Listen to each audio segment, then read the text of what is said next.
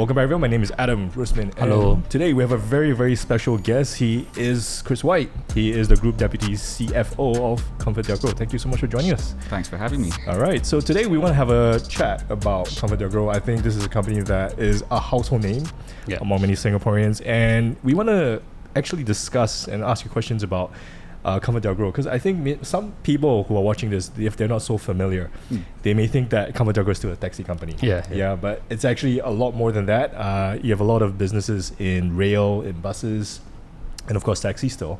And we want to talk about how the company is doing in all these areas and what the threats there are, but also the growth opportunities, not just in Singapore, but overseas as well. I think it was mentioned that I think overseas revenue is now bigger than revenue from Singapore. That's right. So we are so happy to have you here because we're going to ask you all these questions. Why don't you tell us a bit more about yourself and your role at CDG and maybe an overview of ComfortDelGro? Sure, absolutely. So Chris White, the Group Deputy CFO, as you mentioned, and I also take care of investor relations, so looking at the global business and how to support and finance and investor relations and coordinating with shareholders globally.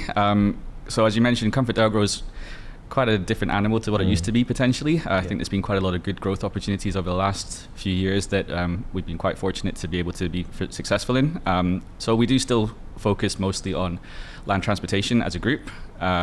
Two key segments for us are public transportation, covering bus and rail, and also taxi and private hire, which again we do in Singapore, China, Australia and the UK now.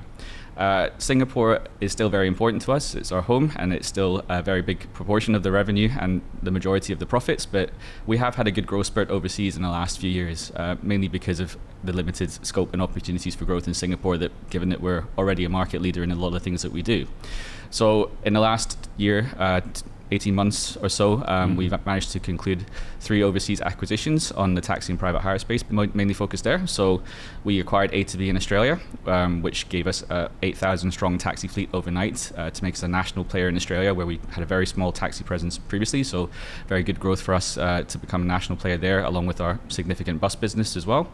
And we acquired Addison Lee in London, which is a premium point-to-point operator. So very high quality chauffeur driven services, and has been doing it for, I think they just had their 50th anniversary, so 50 years of experience doing the premium B2B services across London. So good again to get some additional taxi and private hire exposure in the UK after having a sizable bus business there for quite some time. On top of that, we've managed to add in further public transport portfolio opportunities. So we did win a significant contract in Manchester. So we now run public buses across London and Manchester with about 1,600 buses in total. So quite a big presence on the public transport side there. And we've been successful in our overseas rail tenders so far. So we previously operated 2 MRT lines in Singapore, the NEL Northeast line and the Downtown line. And we have been successful in a tender for the upcoming Jurong Regional line as well. So that will start operations in 2027, I believe. So there's a few more to come. But we managed to secure contracts in Auckland, running the metro there with a partnership, in Paris, running one of the lines that's been developed there, in Stockholm as well, with the new contract starting in November. And we've just been shortlisted for the Copenhagen Metro tender as well. So international rail portfolio has grown quite significantly over the last few years. So previously, again, being more Singapore-centric, now we operate in 13 different countries with taxi and private hire and public transport accounting for over 80% of the group's revenue and profit. So we're doing well to build that global footprint as we go. Wow, that is amazing. You remembered every single detail of that. I was trying to keep track. But I mean, you are the CFO, and that was amazing. That just goes to show that it's more than just a taxi company. That's where its roots were. But to just have you share all that detail, it's amazing how much ComfortDelGro has grown over time. What is the market share? I think let's start with Singapore. Because it's still your home market. And you guys are probably still the market leader in this space. What is the market share in, let's say, in the bus and the rail, or even like the taxi business? What is ComfortDelGro's market share in these different segments? Yeah, as you mentioned, we tend to do quite well in the home markets that we play within. So SBS Transit runs about 55% of the bus packages in Singapore currently, and 2 of the 6 lines, so about a third of the rail lines overall. So quite a significant stake in both the bus and the rail piece here. For the taxi and private hire side of things, we have the biggest taxi fleet in Singapore. Roughly 65% of the taxis on the road are ComfortDelGro taxis, and that's been pretty stable over time. of course, the overall taxi fleet of Singapore may have come down, and we've actually kind of grown our percentage a little bit because of that, because we haven't reduced quite as quick as some of the other competitors, but typically around about that 65, 2/3 market share is usually where we sit for the taxi and taxi fleet side of things. So for the rail business, recently I think you guys have won the Cross Island line. The Jurong Regional Line, yeah. Regional So line. the Jurong Regional Line will come into play in 2027. The Cross Island Line is under construction currently as well, with the tender still ongoing and open, and we have obviously put in a bid for that. We're hopeful, but we'll have to wait and see how that process goes. But when Jurong Regional Line starts, we'll then be 3 of 7 effectively, so growing that rail distribution. Okay, so when it comes to the taxi business, I think I want to focus on that first. It's been very different nowadays. I mean, now with ride-hailing and all that, you have a business in ride-hailing as well, right? We do, yes. Yeah. So what is it like in this new landscape? Because I remember growing up with ComfortDelGro. Almost every taxi was ComfortDelGro. It was blue. But it's so different nowadays with so many different options for ride-hailing taxi companies, and even Grab is entering the space. How do you see all these, all these threats coming in, all this competition coming? How does that affect your business? I think you're right. I mean, the taxi business has evolved quite dramatically over the last 10 years or so. In the old days, effectively, we were more a car rental business. We had a load of taxis, we rent to the drivers, they take the fares, and that's it.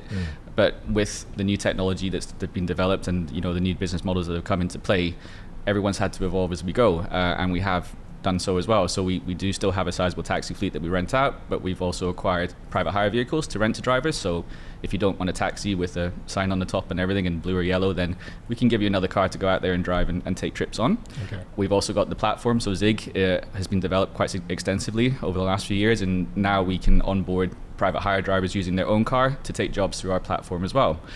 So effectively covering different parts of the value chain. If you want a taxi or a private hire, or if not, then you use your own car, you can still log on and take jobs through Zig. So giving everybody an option to pick. They'll be under the CDG app, right? Correct, yeah. So that's kind of changed the way people think about things. In the old days, it's just how many cars do you have and how many are out, how many are not out.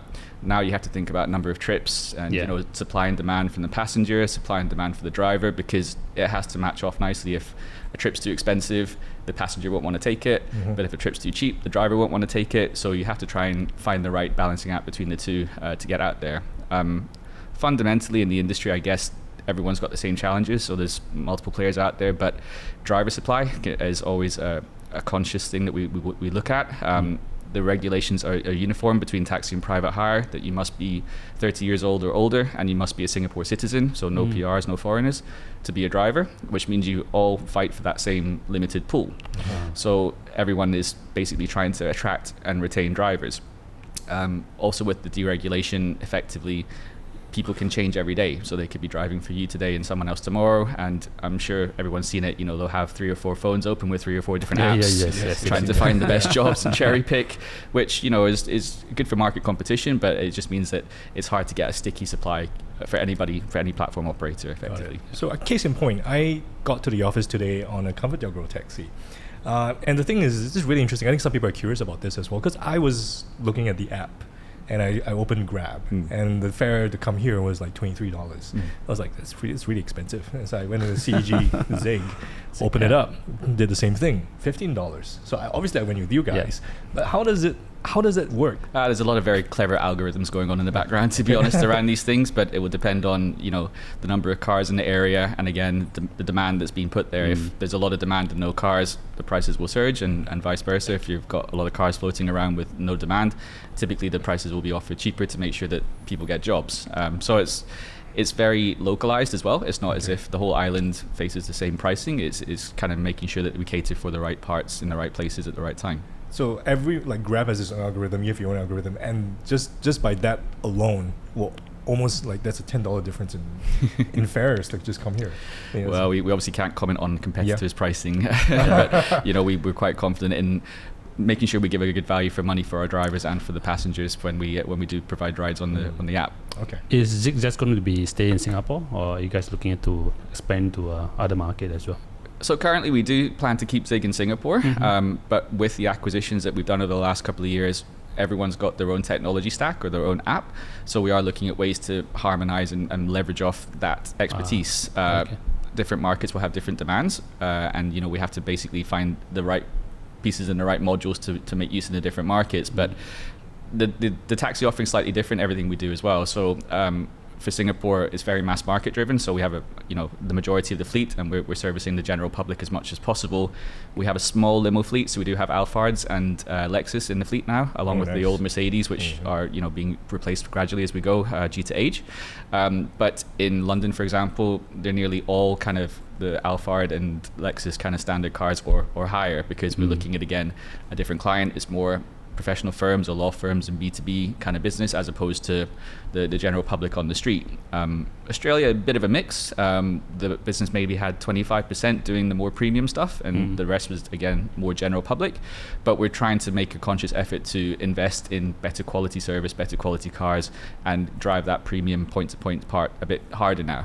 So Zig will stay relevant in Singapore for sure, but the idea would be that someday you can go to Australia and book a cab through Zig still, not have to download another app in Australia for, again, a ComfortDelGro group fleet, and vice versa. So we're trying to figure out how to make everything work and talk to each other nicely, and it's going well, but these things do take time. And obviously they're very mature in their own markets, so we need to make sure that we keep the core strengths that they have and not try and break anything that we bought. Yeah, okay. I think one question, I think a lot of people, this is my question as well, is that autonomous driving is something that's always on my mind. So I think this has been the talk of the last, since Tesla has been coming along, autonomous driving is the thing. And I remember reading, like, the goal of Uber is that eventually they want to phase out drivers. Because if you can run a fleet of autonomous vehicles, then it's a lot simpler to run that business. You don't have drivers. Basically, your margin goes up as well, right? If I put it that way. And I understand in Singapore, the government has to lay out the rules and protocols to allow autonomous driving on our roads. I think it's different overseas. What is the progress on autonomous driving when it comes for ComfortDelGro maybe in Singapore and overseas markets? I think for autonomous vehicles, the aim was never to replace the drivers, to supplement. As we mentioned, right now the struggle is to try and find enough drivers for the jobs that we have coming through. So this can help supplement, because, for example, if you have a job in the middle of nowhere, the taxi driver may not want to take it or go there, but an autonomous vehicle has no choice. You can make it go and do it.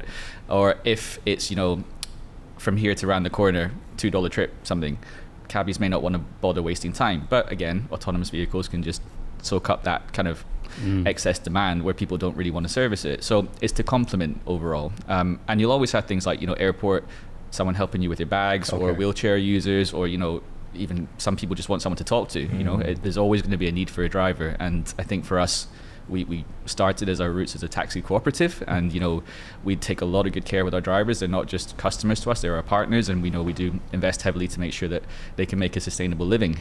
So I think we'll find a balance in the future at some point, but like we said, right now the problem is just not enough drivers. So that's why the autonomous vehicles can help with that. So in that respect, we've started trials already. So we've in March this year, we started trials in China with a company called Pony AI, who's listed in NASDAQ now, to basically build our capabilities. They are tech people, we are fleet people. So that's why it's a nice complement. They don't want to deal with the practicalities of fleet management and running operations. We are nowhere near smart enough to do all the tech stuff that they do. So I think that's why it's a nice complementary partnership to start building up the experience, and hopefully that means that we can transfer it to any other fleet that we run in any other country, and when they're ready to go, which does seem to be more when than if at the minute. So China seems to be a bit more progressed on that respect. Obviously, there's been developments in Singapore, and we're part of the task force that's been formed to help progress things here as well. We're more than happy to play our part and work with the authorities to make sure that we can support where we can. And then we'll watch that space for our other overseas operations in Australia and the UK. But I think it's progressed very quickly and very well. So yeah, I would expect it to be a reality in the near future instead of the distant future, if anything. It's interesting because you say it's a question of when. Are you able to give a timeline on that? Not at the moment. I guess there are a lot of factors to it. I guess even the technology, you have to map new cities, and you have to obviously focus on the local regulations and make everything fit for purpose. What works in one country may not work in another country, and you may need to have different providers in different countries, which is why if you look around, in the news, a lot of different people are signing a lot of MOUs with everyone under the sun, because it's just the nature of the beast at the minute. Everyone doesn't really know how it's going to go, so you hedge your bets and try and work with as many people as possible. And again, different parts of the chain are relevant to different people. we're a fleet operator, so we know what we're good at, and that means that we can work with different tech providers to see how best to complement our operations in different countries. Is it critical that that you're first on the block when it comes to autonomous driving in any of your markets, or it's something that it doesn't really matter? Would someone, if a competitor gets a hit in that area, is that going to be critical to your business? Well, we'd like to be first, of course. I don't think it's the be all and end all. I think it's important to make sure that you're staying relevant and building the right capabilities, which is what we're aiming to do. So we'd like to stay ahead of the curve, but it doesn't necessarily mean you have to be first. But if you're last, it doesn't mean that you're completely out of the game either. Yeah. Okay. So I think that's pretty much quite comprehensive about the taxi business.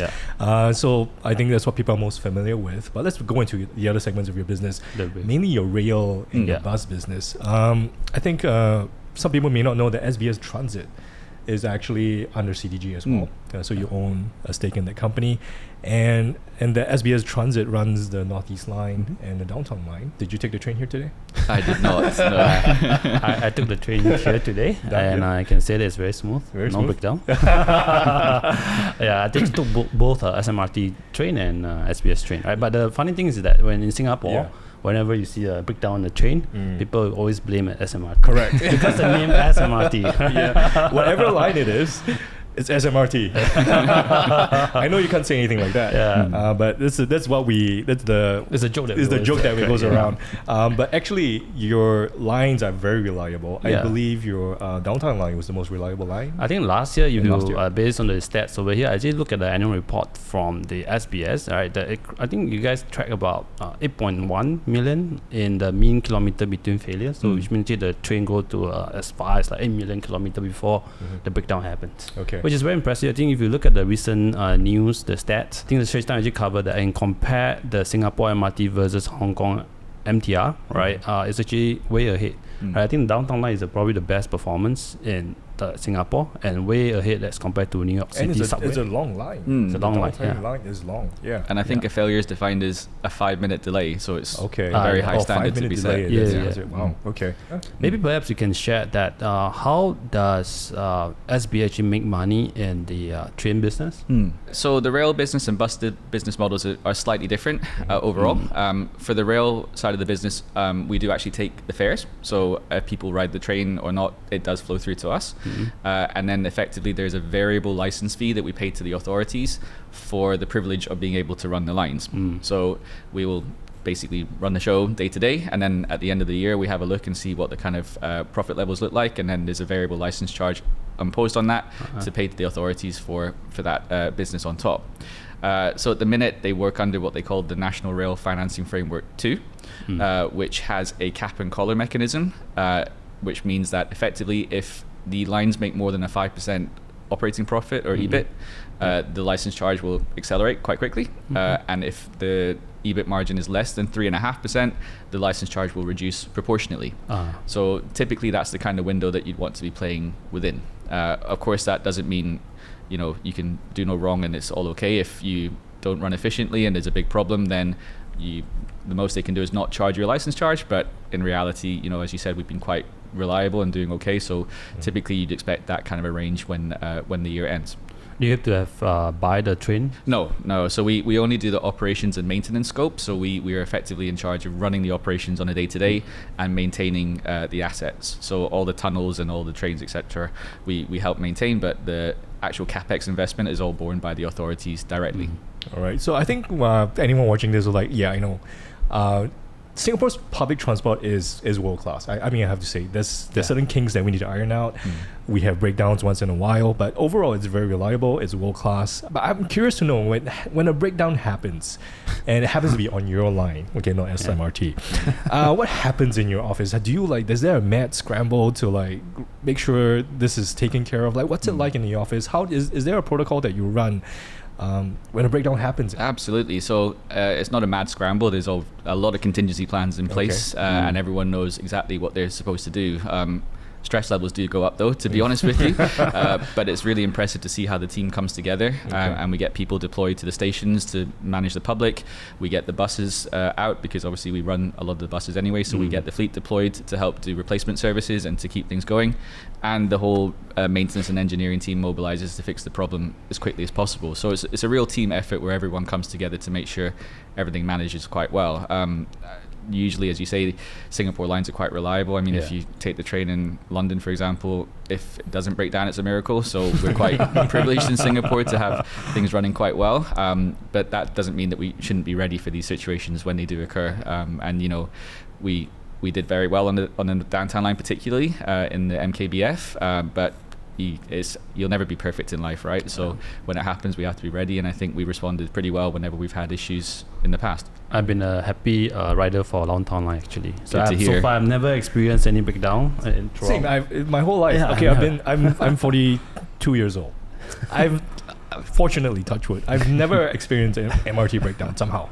I have no idea why. Long may it continue. Long may it continue. I hope I haven't jinxed it. I hope when I go home today, it's going to be fine. I'm going to go home on the downtown line. Oh, good. Yeah, so I have not experienced a breakdown in my life, and you haven't as well. You have not. Yeah. So I think it's been pretty reliable for someone who's been living in Singapore for like 40 years. Yeah. So is that the reason why you guys are winning a lot of MRT contracts outside of Singapore? It's definitely one of the elements to it. I think the Singapore quality is world class. You know, if you ask a lot of people globally, top 5 rail networks, Singapore will be in there in one of the positions easily. So that's a very good proposition to sell to other governments where they probably need to refresh what they've been doing, or moving from driver to driverless trains, which you know, Singapore's been doing that very well for decades now. So we do have a very strong track record in Singapore, which we can look to export. We typically do partner with strong local players as well, so we bring the strong Singapore experience and quality, and they bring the local know-how and some of the more technical bits and pieces for the local markets. So luckily we've managed to find complementary partners in most of the bids, and we've got a pretty decent track record of winning so far. Are the business model the same for the overseas rail? They're actually very different in a good way. So while in Singapore we do take the fares and the ridership risk, for overseas we typically don't go down that model. We go on what we call a cost plus model. So essentially we get paid per kilometer that we run. So we price up everything to run the schedules they want, and based on the requirements and the qualities and standards that they have. And then we basically say that this is the cost base to run it, tender based on that. We just have to make sure we run within there. So if people ride the trains or not our problem. We don't take the capex risk, which is similar to Singapore. So we don't take ridership risk. We don't take the heavy capex risk.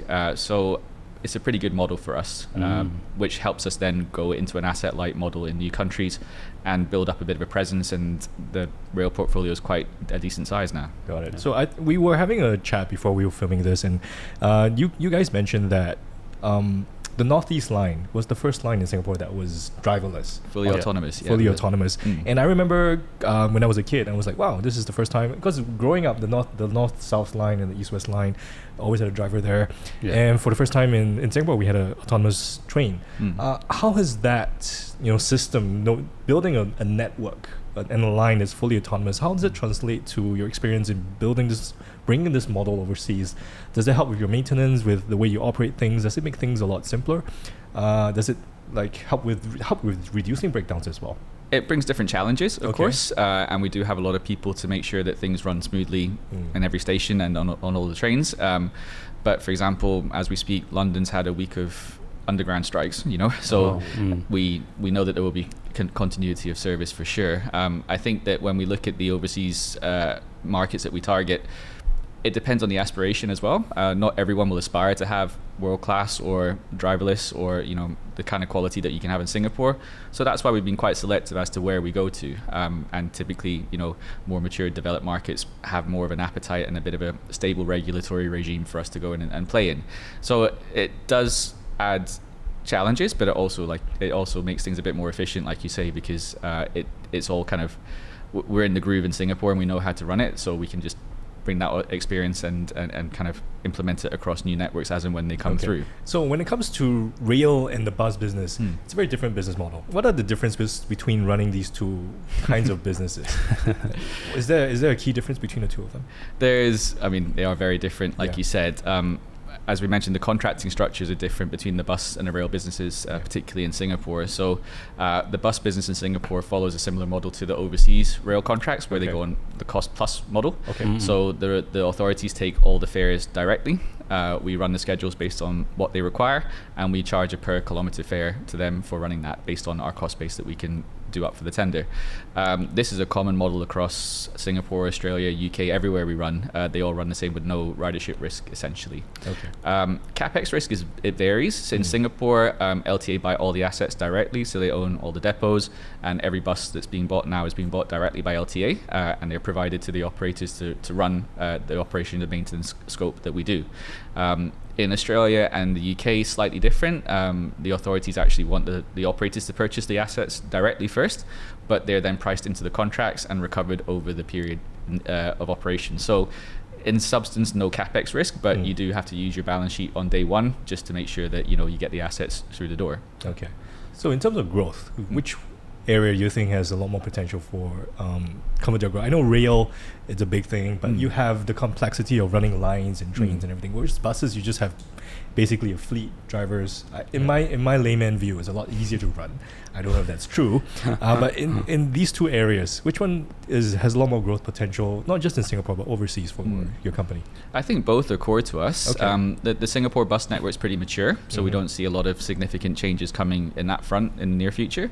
On the rail side, the Jurong Regional Line is coming up soon, and the Cross Island Line will be not long after that, I think 2030 if I'm not wrong, for the first phase of operations. And I believe the government's got plans to do more development on the rail side in Singapore as well. So there are definitely opportunities at home for the rail side as well as overseas. We are bidding for Copenhagen, as we mentioned, and we also have a bid ongoing in Australia for Sydney Metro West rail project. And in a couple of years, there will be tenders coming up for Melbourne Rail. So currently in Australia, we're very good at bus and taxi. It'd be nice to have rail there as well. So we've got the whole multimodal angle covered. Singapore, we obviously have bus, rail, and taxi covered. The UK, I think the main focus would be more on bus and taxi. Manchester was a good first foray outside of London for public transport for us earlier this year, and there's currently an ongoing tender for Liverpool for a similar model to London. So that's, again, something that we're in the process of bidding for. But we understand there's another long list of regional councils that are looking to go down the London model in the next couple of years. So we'll be very keen to look at some of them. Obviously, we can't bid for everything. It's just not practical, and there's just too much work to be done. So we'll look at the ones that look reasonably attractive and will help us grow our footprint and probably target those more aggressively than some of the smaller ones that may be out there. Okay. Are autonomous buses on the cards? Difficult, I think. Yeah, interesting. I want to know. We did do trials previously. Okay. I think it was on Sentosa, if I'm not wrong, a few years ago. And it's, of course, the technology wasn't as developed then as it is now, but it was operationally very, very challenging. On the bus, there's a lot of people, and some sitting, some standing, and people getting on and off, and potentially wheelchair users, etc. People with push chairs and things. So every time there was a problem, the system kind of stops, which is the right thing to do. But then you need to check everyone's okay, everything's good, and then restart again. Whereas for smaller vehicles, 3 or 4 people, a bit more enclosed, smaller, so actually less surrounding issues to deal with. That seems to have progressed a lot faster than the bus side of things. So it will come as well, but I don't think it's quite as advanced at this point in time as some of the majority of the trials have been for smaller vehicles for the time being. But I think the developments will move fast on the bus side as well when it moves. Yeah, it's really interesting because you have autonomous potential for taxis and cars, and then you have autonomous trains, which handles huge amount of people. But for buses, it's somewhere in the middle, and it's a lot more difficult. For trains, because they're in an enclosed tunnel, there's a lot less variables. Right? Yes, exactly. Okay. Whereas on the bus, on live roads and going stop to stop, there are bigger other challenges that will come into play. Okay. So I think for the as investors, I'm looking at the net profit for ComfortDelGro, right? I compare it with the before COVID, right? So I think the profit still overall still below the pre-COVID level. And I zoom into the segment. I think the public transport is the one that is actually still cause the main drag, right? And just what's the reason, right? Or the reason that caused the margin for public transport is still below as compared to pre-COVID level? Because I've seen that the ridership has actually have I think more or less we have gone past that, right? Yeah, so I think ridership's back to pre-COVID levels, give or take now, across the different modes. But I guess it all comes down to the competitive landscape. Like you said, you're not taking any significant capex risk, you're not taking passenger risk, so people are very keen to bid for these kind of models, as are we. But every time the contracts come up for retender, there's always a big panel of people out there trying to make a footprint and to grow into that space. So you have to be sharp. It just means that you have to make sure that whatever margin you're applying on your cost is reasonable. Of course, the cost base has to be right, which we're quite good at, given the kind of scale that we have. But particularly Singapore, Australia, UK, everywhere, the competition is also equally as sharp in a lot of things, and it takes a lot of effort to make sure that you can get that over the line and win the tenders. Okay, so over the since the bus contracting model started, how many tenders have we actually submitted, and how many actually we won? So we've been doing pretty well on the tender side of things. I think generally speaking, we've retained the majority of our packages. We did hand over one last year, but typically 8 or 9 is where we've been hovering for quite some time for the SBST on the bus side of things. In Australia, every tender we've done in the last 3-4 years, we've actually managed to grow. So we retain what we have and then add on a little bit more, not mainly because they reshuffle things. So we've been doing quite well. For example, in Melbourne, we just renewed all of our packages for, I think, 8 or 9 years, starting this year. And in that, we won an extra 30% of the market effectively in Victoria. So we managed to grow quite a bit. So we are trying to compensate with scale, where, obviously the competitive the pressure will put stress on the margin. But we are good enough to do big scale, so we want to keep growing as much as possible. Okay. This looks like there's a lot of growth potential, not just in Singapore, but in overseas markets as well. Do you feel that the trajectory that this company is heading in, it's a good trajectory? It's good growth coming in for the company? Absolutely. I think there's a lot of opportunities out there. And for the public transport side of things, it's very stable, because typically the contracts are quite long and big lumpy tenders, and we've renewed quite a lot of them recently. So we've got a good security for a few years on the public transport side of things. And that gives us the ability to focus more on the point-to-point side of things, so the taxi and the private hire and the platform side of things, to make sure we can piece together everything we've acquired and all the expertise that we have amongst the group into something a bit more of a global offering for everybody involved. So there has been a lot of progress, but it will take time. But we do see, again, the premium point-to-point business is something that's got quite a lot of potential for us, given the qualities that we now have across the group. And hopefully we can do a lot more in Singapore as well as the other countries, because for public transport, as we said, the networks are kind of set in Singapore, so you're kind of limited by what opportunities come through. But point-to-point's more within our control, where we can look to expand our fleet, particularly private hire or luxury cars, and grow it from there. Okay. So the reason why we have you here today is because we like ComfortDelGro as a company. I mean, it's one of those companies where even if we need to take the bus every day, we need to take train every day. So we like businesses like that are predictable. You have this amount of people using your services every single day. And as a dividend play, this is something that we like as well. I mean, COVID was a bad thing for a lot of people, and dividends were hit, because of COVID. But since then, 2021, it's been growing every single year. And like you said, you believe that growth is on the cards for ComfortDelGro. Net profit should be growing, and I would assume dividends will be growing as well. Do you have a dividend policy for ComfortDelGro? And could I expect as a dividend investor one day that my dividends could go back to pre-COVID levels? I mean, at this point, the yield is pretty decent. It's 5.5% as of this recording. For someone looking at that, they could be like, yeah, this is something that I'm happy with, and I like this company. It's predictable, reliable, and there's growth potential in many areas as well. I'm sorry, I asked a lot of questions, but yeah, what is the dividend policy? So we do have a formal dividend policy. Okay. Historically, it was to pay out at least 50% of profit as dividends. We actually took the opportunity, I think 2 or 3 years ago, to change that policy to at least 70% of profits as dividends. Even when we changed the policy, we have consistently since then paid out 80% of profits. So we feel it fair to reward our shareholders when we feel we have the opportunity to do so. I think typically, even when the policy was 50%, we were paying 70 to 80% of profits on an annual basis anyway, so I think we're quite comfortable in that kind of a range. we keep it very simple. So effectively, if profits go up, dividends go up. So if you expect profits to continue to rise and the percentage payout to remain pretty constant, then it will flow through accordingly. So as you said, the yield is quite attractive these days, particularly where some of the kind of T-bills and fixed deposit rates are sitting nowadays. So we feel that we're a good value proposition for a lot of investors out there. Yeah, just a disclaimer, I think we currently don't own shares in ComfortDelGro, right? And we don't intend to buy any share before this video goes up. Yeah. Right, and after that we will decide. Yeah. So you got to convince us. Yeah. So just to make that clear in case, no funny business. We're just doing an interview with the CFO. But I have one more disclaimer. I'm the shareholder of SBS. Okay. Right. So that's the part where I think I'm actually more interested. All right. But if looking at the another part of the business in ComfortDelGro, where I think you have this vehicle inspection business. Right. Although on the top line is contribute a low single digit percentage, but I will look at the bottom line. I think it's almost like 10%. Right. So this business, I think a lot of investors will be asking, as more cars going towards EV, right? What are the risks, right? I mean, when it comes to EV, you don't really have so many parts. I got an EV. My family got an EV recently, so we got the car and everything. I remember getting 10 years ago, getting another car, it was an ICE car. Delivering the car was simple. Here's your key. That's it. Off you go. Very simple. For this particular car, EV. Took us an hour because you had to set up all your profiles and everything.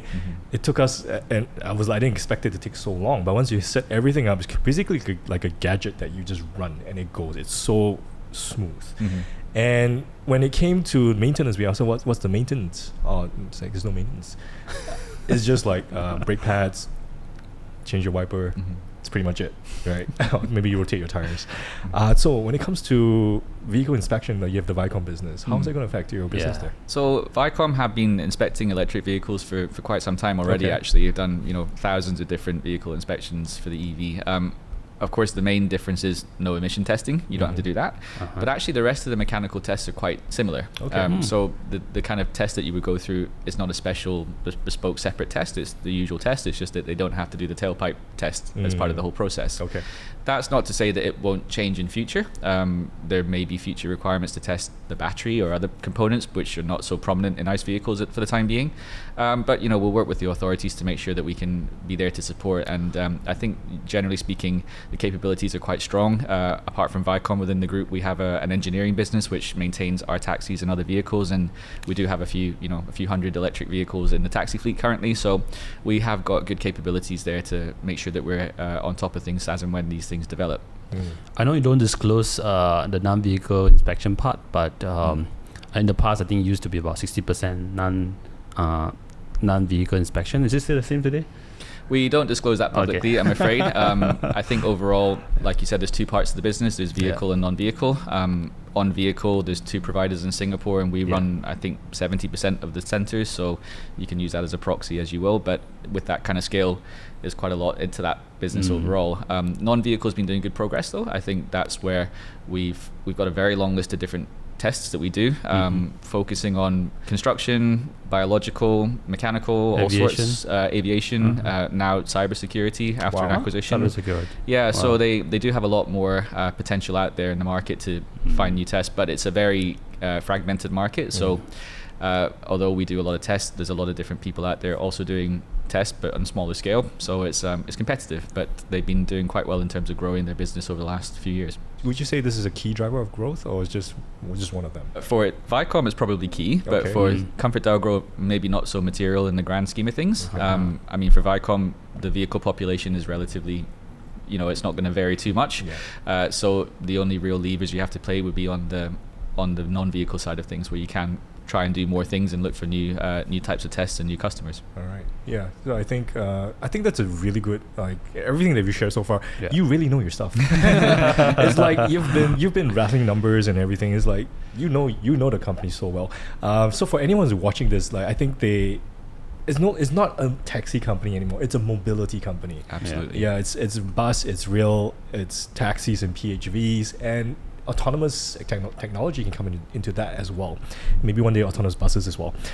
So it's a mobility company. That's what ComfortDelGro is. And I mean, I learned so much about. Yeah. I didn't know there was. I knew it was more than taxi, but I didn't know so much until you came along and told us all these things. And I hope you're watching this, that you really learn about this company. Yeah. And as a dividend play, it's something that we still monitor. We look at. Yeah, definitely something that we're going to cover. I mean, we're going to monitor over over the years to come, and we'll watch out for your next few. Looking forward to more dividends. Yeah, more dividends. That's the point. But yeah, so anyone who's watching this and they are thinking about ComfortDelGro, again, no recommendation to buy or sell. Yeah. We're just happy to have the group deputy CFO here to tell us everything that you know about the business. It's been eye-opening, and there's a lot of exciting things going on as well, like the growth in the various areas, and of course the technology that comes into it. It's really not just a taxi company anymore. Is there anything else you want to share with our viewers before we cut this interview, or you're good? No, I think it's really helpful to try and give people a bit of a perspective on what we are and where we are and what we do. A lot of people do associate us with the iconic Singapore taxi brand, like you said, but it's good to let people know that we do a little bit more across the different geographies as well. Yeah. And hopefully there's more to come, both in Singapore and abroad. All right. So we wish you all the best in the company. I think it's doing a lot of things, and obviously the team is actually very. To me, it's you guys are on the ball, man. I mean, I met CEO as well. He knows his stuff, and here today, you sharing everything that you know about the business. You guys know what the business is all about. So I think I think when it comes to invest, like when we look at as investors looking at companies, we want to see that management is like they understand the business so well. Yeah, so you know exactly what's happening, and that gives us a lot of confidence in the business. So I hope that was really, really helpful.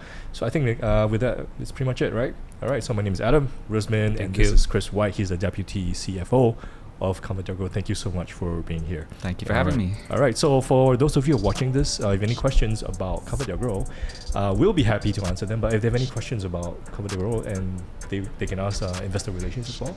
Yep, so our email is ir@comfortdelgro.com. So please feel free to drop us a note, and we'll get back to you as quickly as we can. Yeah, okay, so if any questions, we're always happy to answer them if we can answer them. And of course, if you like this roundtable, please hit the like button. That would be really, really useful for us. And of course, thank you for watching, and subscribe to our channel. Many more roundtables coming up, and we'll see you again.